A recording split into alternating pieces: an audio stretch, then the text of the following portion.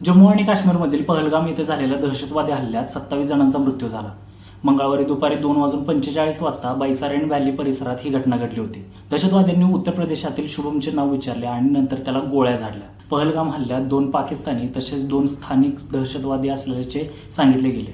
यानंतर त्यांनी इतर लोकांवरती पण गोळीबार केला आणि तिथून पळून गेले आणि लष्कर-ए तय्यबाने याची जबाबदारी घेतली. मृतांमध्ये उत्तर प्रदेश, गुजरात, महाराष्ट्र, कर्नाटक आणि ओडिशातील पर्यटकांचा समावेश होता. याशिवाय नेपाळमधील 1 पर्यटक आणि UAE मधील 1 पर्यटक आणि स्थानिक 2 नागरिकांचा पण समावेश होता. जे काही झालं त्यानं फक्त काश्मीर नाही तर संपूर्ण देश हादरला होता.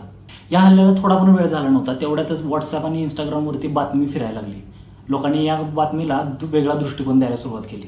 याला इंडिया वर्सेस पाकिस्तान पाहायचं सोडून हिंदू मुस्लिम करायला लागली. खरं तर आपल्याला लाज वाटली पाहिजे की या हल्ल्याला आपण हिंदू मुस्लिम असं नाव देतोय. मग आता काही लोक असे म्हणतील की दरवेळेस मुसलमानच का हल्ला करतात.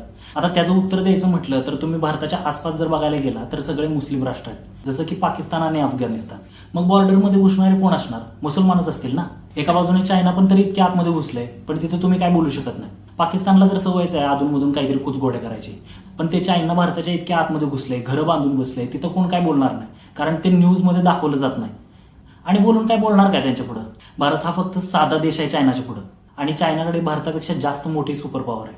त्यामुळे तिथं गप्प राहावं लागतं. तिथं कोण काय बोलू शकत नाही. तिथं आपण हिंदू मुस्लिम करू शकतो, त्यामुळे इथं बोलतो. आणि असं सांगितलं जातंय की त्या दहशतवाद्यांनी मुसलमान आहे का नाही हे चेक करूनच मारलं. आणि प्रश्न जर असा उठत असला की त्या दहशतवाद्यांनी मुसलमान आहे की नाही हे चेक करूनच का मारलं, तर सगळ्यांना माहिती आहे की आतंकवादी कसं घडवलं जातात, त्यांना कसं ब्रेन वॉश केलं जातं, त्यांना कसं भुलवलं जातं. एकतर मारा नाहीतर मारा. त्यांना काही घेणं देणं नसतंय की आपण बरोबर करतोय की चूक करतोय. थोडासा विचार जर केला तर दहशतवादी हल्ला हा आपल्या भारताचा एक नॅशनल सिक्युरिटी फेलियर आहे. कारण टेररिस्ट अटॅक अचानक होत नाहीत. आणि हा काय पहिला अटॅक नव्हता. याच्या अगोदर पण 37 अटॅक झालेत काश्मीरवरती जेव्हापासून अमित शाह होम मिनिस्टर झालेत. मग आता तुम्हीच ठरवा की तुम्हाला काय बोलायचंय, कोणाला बोलायचंय, कोणाला काय प्रश्न विचारायचे. अरे थोडा वेळ थांबा, एकत्रित या. आपल्यासमोर ही सिच्युएशन हिंदू मुस्लिम नाही तर इंडिया पाकिस्तान म्हणून बघा. फक्त पैसे वाचवण्यासाठी मिलिटरीमधला मॅसिव्ह कट आउट केला जातो. जिथं तुम्हाला माहित आहे तो सेफ एरिया नाहीये तरी पण तिथं टुरिस्ट फिरायला येतात, पण त्यांच्यासाठी कुठलं सिक्युरिटी नाहीये. मग जबाबदारी कोण घेणार? आपल्या देशातला राहणारा मुसलमान की हा देश चालवतात ते लोक? जोपर्यंत स्वतःच्या घरापर्यंत विष येत नाही तोपर्यंत असंच बघत राहणार आहे का तुम्ही? आता काही जण असे पण म्हणतील की तिथं जे काय झालं ते सगळं हिंदू मुस्लिमवालाच मुद्दा होता. आतंकवादी आले, विचारलं तू हिंदू आहे की मुस्लिम आहे, ID चेक केली, पॅन्ट काढून चेक केलं की तुम्ही हिंदू आहात की मुस्लिम आहात. हो, झालं असं. त्यांचा हेतू पण हेच होता. त्यांना पण तेच पाहिजे होतं जे आता काही सगळं देशभरात होतंय. त्यांना तेच शिकवलं जातं की तिथे जाऊन मारा नाहीतर मारा. त्यांना मुळात शिकवलंच जातं की हिंदूंना मारा, कारण त्यांच्या मते हिंदू काफिर आहेत. आता त्या येड्या लोकांना येडं म्हणून तरी काय करायचं? त्यांचा इलाज तर केलाच पाहिजे ना. आता तुम्ही ठरवा की काय केलं पाहिजे. ज्यांनी हे निर्गुण कृत्य केले त्यांना शिक्षा झाली पाहिजे की तुम्हाला फक्त तुमचा टाइम आणि राग असंच हिंदू मुस्लिम करण्यात वाया घालवायचे? कारण असं पण थोड्या दिवसात हा सगळा विषय थंड होणारच आहे. जर तुम्हाला त्यांच्यासाठी शिक्षेची अपेक्षा असेल तर तुमचा सगळा फोर्स हा सरकारवरती टाका की बाबा आम्हाला आता काहीतरी ठोस उत्तर पाहिजे. तुम्ही आमच्याकडून टॅक्स घेता, देश सांभाळता, तर मग सिक्युरिटी कुठे आहे?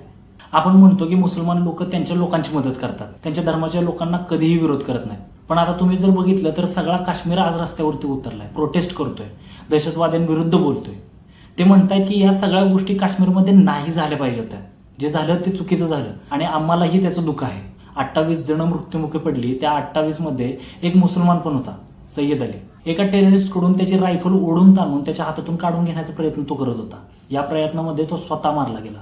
आता तो देखील मुसलमानच होता ना, पण त्याने तेथील पर्यटकांचा जीव वाचवण्यासाठी फक्त आपला जीव दिला. मारणारा देखील मुसलमान होता आणि मरणारा देखील मुसलमान होता. मग आता कोणत्या तरी धर्माला वाईट म्हणायचं की धर्माबद्दल चुकीचे कन्सेप्ट डोक्यात असणाऱ्या विचाराला, हे आता तुमचं तुम्ही ठरवा. यानंतर तिथला लोकल व्यावसायिक नजाकत अली यानं 4 कुटुंब आणि 11 लोकांना तिथनं सुखरूप वाचवलं. कुठलीच मीडिया हे सत्य लोकांपर्यंत पोहोचवणार नाही, कारण त्यांना त्यामध्ये हिंदू वर्सेस मुस्लिम दाखवता येणार नाही. कर्नाटकमधले दाम्पत्य मंजुनाथ आणि पल्लवी हे तिथे फिरायला गेलेले होते आणि या हल्ल्यामध्ये मंजुनाथ यांना देखील मारलं गेलं होतं. या दहशतवादी हल्लेखोराने त्यांना ही गोष्ट तुमच्या मोदीला जाऊन सांग असं विधान केलं होतं. पण त्यानंतर त्यांना वाचवण्यासाठी तिथे 3 काश्मीरी आले होते. हे कोणत्याही मीडियाने सांगितलं नाही. खोटं वाटत असलं तर हा फोटो बघा. ही बातमी खोटी नाही तर इंडियन एक्सप्रेस या पेपरमधली आहे. एक भारतीय म्हणून माझं फक्त एकच म्हणणं आहे की ही सिच्युएशन हिंदू मुस्लिम करण्याची नाही तर एकत्र येऊन पाकिस्तानला सडेतोड उत्तर देण्याची आहे. मी पण हिंदू आहे आणि माझी रिक्वेस्ट आहे सगळ्या हिंदूंना की भारतीय म्हणून एकत्रित या. अजूनपर्यंत त्या दहशतवाद्यांचा काही आत्ताना पता लागलाय. जे काही माहिती, फोटोज, चित्र असे फिरतायत ना, ते फक्त चित्र फिरतायत, ते खरे नाहीयेत. आणि आपण त्या लोकांना वाईट साईड बोलतोय जे त्यावेळी आपल्या हिंदू भावा बहिणींसाठी तिथे उभे होते, त्यांची मदत करत होते. तर मग असं वाईट साईड बोलून एक हिंदू म्हणून यामध्ये मानवता कुठं राहिली? हिंदू मुस्लिम करून त्यांना शिव्या घालून आपल्याला न्याय मिळणार आहे का? आता या घडीला, या वेळेला आपल्याला न्याय जास्त महत्वाचा आहे की हिंदू मुस्लिम वाद? काय गरजेचं आहे?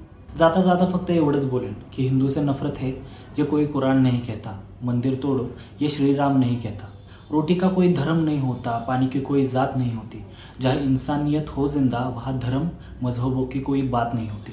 कोई कहता है हिंदू खतरे में है तो कोई कहता है मुसलमान खतरे में है. धर्म का चश्मा उतार के देखो मेरे दोस्त, हम तुम नहीं, हमारा हिंदुस्तान खतरे में है. याच सोबत आजचा व्हिडिओ इथेच थांबवतो. विचार करा आणि आवाज उठवा. जय हिंद.